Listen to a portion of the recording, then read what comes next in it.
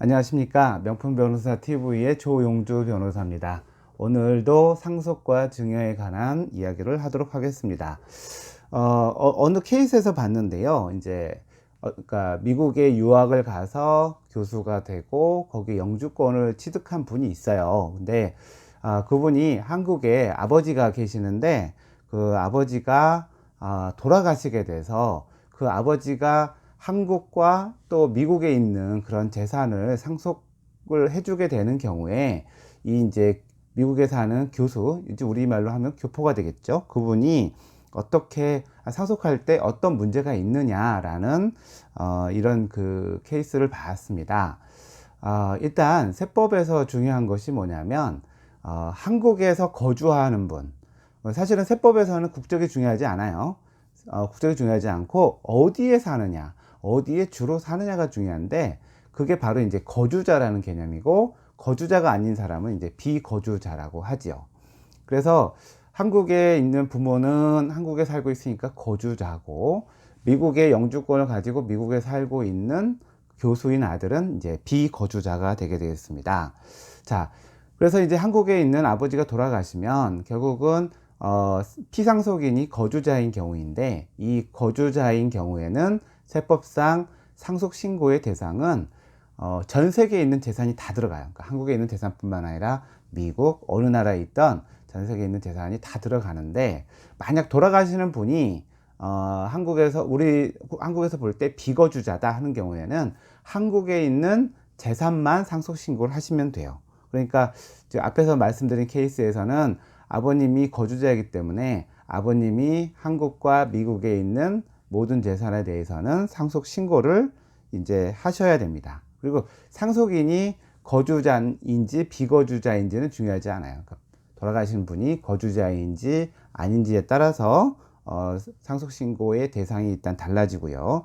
다만 미국 법에 따라서 이 교수인, 이 상속인이 한국에 있는 재산을, 그러니까 미국에 있는 재산인데 아무튼 상속세를 받아서 세금을 내게 되면 미국에서도 이제 상속세 신고 의무가 있거든요. 그래서 그거에 따라서 신고를 했을 때 만약 한국에 먼저 낸 상속세액이 있다면 세액공제를 받을 수가 있어요. 마찬가지로 한국에서도 미국에서 상속세 신고해가지고 세금을 낸 게 있다면 한국에서 상속세 신고할 때도 그 부분에 대해서는 이제 세액공제를 받을 수 있는데, 이거를 이중과세 방지 조항이라고 이제 얘기를 합니다. 근데 한국에서 볼 때, 한국에서 거주자인 경우에는, 제가 여러 번 설명을 드렸지만, 상속세 신고하면서 여러 가지 공제 혜택을 받을 수 있어요. 뭐, 배우자 공제, 기초 공제, 금융 공제, 뭐, 여러 가지 공제를 다 받을 수가 있는데, 비거주자인 경우에는 여러 상속세 공제 중에 2억 원의 기초 공제만 받을 수가 있어요. 그러니까 2억 원만 빼준다는 거예요. 뭐, 다른 거 다 무시하고. 그러다 보니까 한국에 있는 재산만 상속 신고를 하지만 그 중에서 2억만 빼고 상속 신고하니까 상속세가 생각보다 많이 나올 수가 있습니다. 거주자에 비해서는. 그리고 이제 한국의 거주자이긴 한데 외국에 또 여러 재산이 있는 경우에도 다 과세 대상이 되기 때문에 한국에 있는 것만 신고할 때보다 상속세가 또 많이 나올 수도 있죠. 근데 기본적으로는 전 세계에 있는 모든 재산에 대해서 신고해야 되는데, 아마 신고하면서 그런 생각하지 않을까요? 국세청이 뭐 미국에 있는 재산 알겠어? 홍콩에 있는 재산 알겠어? 일본에 있는 재산 알겠어? 예, 잘 모릅니다. 현실은. 예. 근데 이제 나중에 밝혀지면 가산세를 더 물게 되겠죠. 예, 그런 점은 좀 있습니다. 그래서 처음에 이제 상속세 신고할 때 아마 아버님이 이제 거주자라고 신고를 했는데 세무서가 비거주자로 보는 경우도 있을 수 있어요. 그래서 거주자와 비거주자를 어떻게 구분하느냐.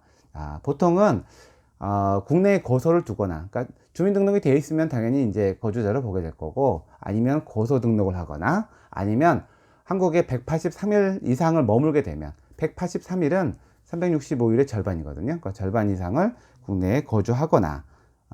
근데 이제 여러 가지 좀 종합적인 거로 판단해요. 거주자인지 비거주자인지는. 만약 재산이 주로 어디 많이 있더라, 그 다음에 회사가 어디더라, 그 다음에 가족은 어디에 있는지, 그러니까 나는 미국에서 일하고 있는데 가족이 다 한국에서 먹고 살고 있어요. 그리고 저기 왔다 갔다 해요. 그러면은 이건 거주자로 볼 수도 있고요. 그 다음에 세무신고는 어디다 했는지, 그 다음에 국내에 다시 돌아올 건지, 외국에 있었지만 국내에 다시 돌아올 건지, 이런 것까지 다 종합적으로 고려하고 있는데, 만약 어떤 분이 이제 한국에 와서 이제 살려고 이제 들어왔어요. 근데 금방 돌아가셨어. 근데 183일도 안 되고 아직 그게 안 됐을 때도 우리 세무서에서 봤을 때는 이 사람이 돌아와서 한국에서 영원히 있을 생각이 있었다라고 하는 경우에는 이제 거주자로 보게 됩니다. 그래서 이런 이제 거주자, 비거주자의 문제가 애매한 경우도 있을 수는 있어요. 그런 경계선상에 있는 경우에는. 근데 앞에서 말씀드린 것처럼 비거주자인 경우에는 세금이 많이 나올 수가 있습니다. 예, 가능하면 한국의 거주자로 판단되는 게 훨씬 더 나올 수도 있겠죠. 예, 그래서 이렇게 그 요새 같은 경우에는 뭐 외국에 이제 뭐 사는 경우들이 많이 있기 때문에 그래도 가장 중요한 거는 피상속인이 거주자냐 아니냐, 요게 이제 중요하고, 이거에 따라서 상속신고의 대상이 달라질 수 있다라는 점을 설명을 해드렸습니다. 좋아요와 구독 꼭 부탁드립니다. 감사합니다.